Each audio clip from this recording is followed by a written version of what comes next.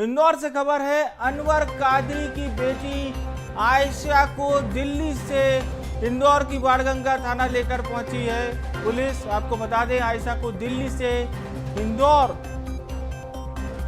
लेकर पुलिस पहुंची है। बेटी पर षड्यंत्र में शामिल होने और अनवर से संपर्क में होने का आरोप है।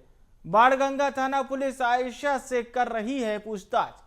तो ये अनवर कादरी की बेटी है जो कि दिल्ली में रहती थी।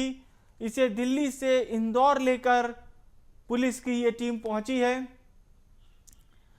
और हमारे सहयोगी भारत इस वक्त फोन लाइन पर जुड़ चुके हैं। भारत, मध्य प्रदेश का अगर मैं सबसे चर्चित मामला कहूं तो अतिशयोक्ति नहीं होगी, क्योंकि अनवर कादरी इसकी तलाश है इंदौर पुलिस को। 3 स्पेशल टीमों का गठन है। अनवर की बेटी से क्या कुछ पूछताछ में बात सामने आ सकती है भारत?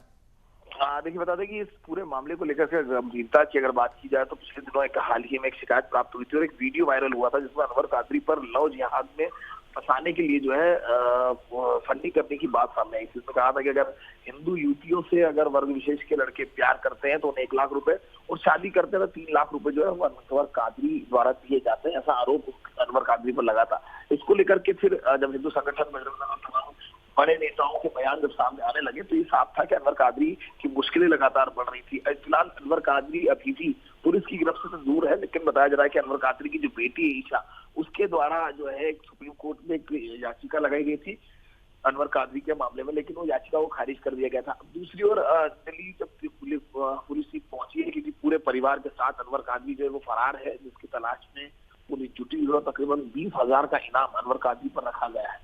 वहीं दूसरी ओर अनवर कादरी की अगर बात की जाए तो इस पूरे मामले को लेकर के जो गंभीरता है, इसके अलावा अनवर कादरी का आपराधिक जो रिकॉर्ड है वो भी अगर देखा जाए तो तकरीबन 20 अपराध के करीब जो है अनवर कादरी पर अब दर्ज हो चुके हैं और 2025 तक। लेकिन इधर अनवर कादरी के खिलाफ रासुका की कार्रवाई भी की गई है और दूसरी ओर अब देख रहे हैं कि अनवर कादरी लगातार फरार चला।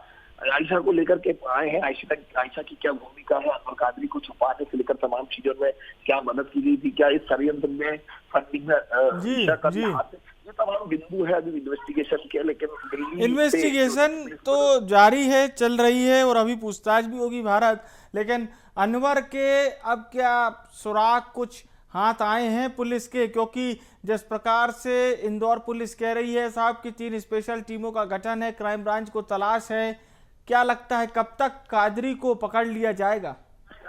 देखिए, कादरी की गिरफ्तारी को लेकर के संभवतः सारे प्रयास पुलिस कर रही है, ऐसा पुलिस का मानना है। लेकिन हम लगातार पुलिसिंग में देखते आ रहे हैं कि लंबा वक्त 1 महीने करीब बीत चुका है, लेकिन अनवर कादरी पुलिस की गिरफ्त से दूर है। और ये साफ है कि कहीं ना कहीं उसके रसूख और उसका जो पावर है वो पुलिस उसे गिरफ्तार नहीं कर पा रही है। और दूसरी ओर अनवर कादरी अपने परिवार के साथ फरार हुआ है। वही अगर देखा जाए तो पुलिस की कार्यप्रणाली पर सवाल उठता है। लेकिन दिल्ली पुलिस की मदद से ईशा को जो है वो पुलिस ने हिरासत में लिया है। पुलिस को क्या कुछ इनपुट मिला है जिसकी मीडिया साझा नहीं किया गया है, लेकिन ये बताया जा रहा है कि ईशा ने ही अभी अनवर कादरी की सुप्रीम कोर्ट में जमानत की याचिका लगाई थी जिसे खारिज कर दिया गया था। और जो तर्क रखे गए थे उसमें बेबुनियाद तर्क बताते हुए खारिज किया गया था। लेकिन लगातार जो हिंदू संगठन है, बजरंग दल है या फिर अन्य जितने राजनीतिक दल है, वो अब जो है अनवर कादरी के ऊपर निशाना साधते नजर आ रहे हैं।